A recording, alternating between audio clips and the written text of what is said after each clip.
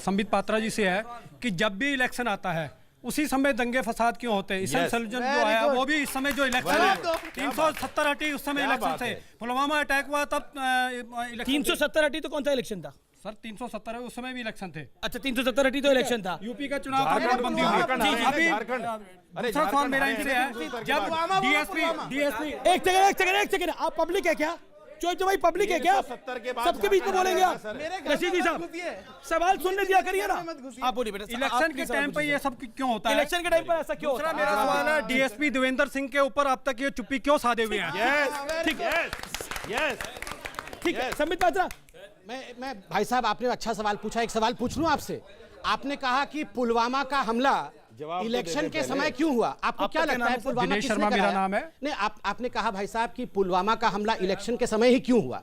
आपको क्या लगता है पुलवामा किसने कराया? क्या लगता है? जवाब दे दीजिए ना। आप जवाब दो। आप जवाब दीजिए ना। आप सवाल इन्होंने करवाया। आप जवाब दीजिए ना उनको। बोलने जरूरत नहीं है। आप जवाब दीजिए ना। सवाल का जवाब तो 1990 भी इन्होंने करवाया।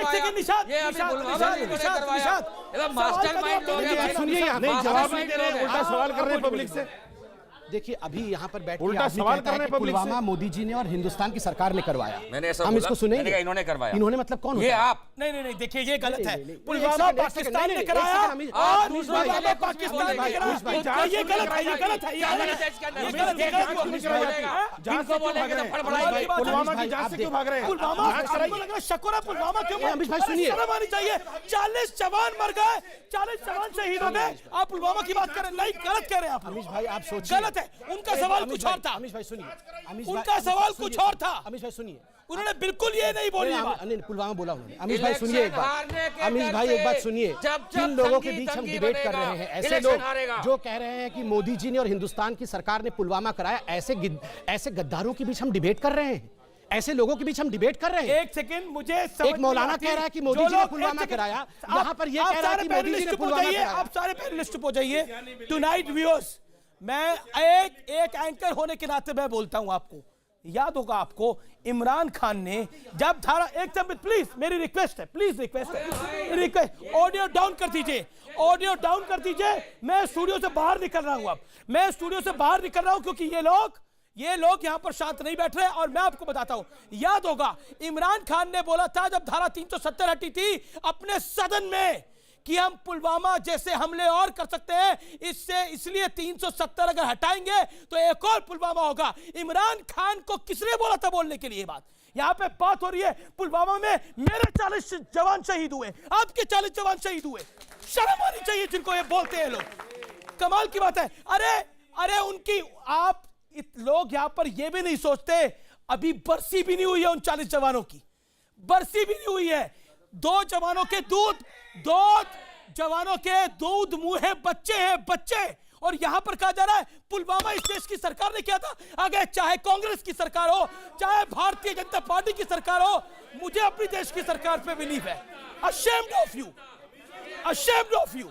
Very good. आज तक कोई रिपोर्ट आई? आज 1 साल होने को आया। बहुत अच्छा, बहुत अच्छा। संबित की कमी पूरी कर दी आपने। ये है गद्दार। संबित की कमी पूरी कर दी आपने, बहुत अच्छा। मैं इस देश के लिए खड़ा हूं, वेरी गुड। तब तक खड़ा संबित की रहूंगा। कमी पूरी मैं कर दी इस मुल्क के लिए खड़ा हूं, चाहे अमीर तैफगुन मर जाए लेकिन इस देश के लिए खड़ा रहेगा। मैं कभी विरोधियों के साथ नहीं जाके खड़ा हूंगा।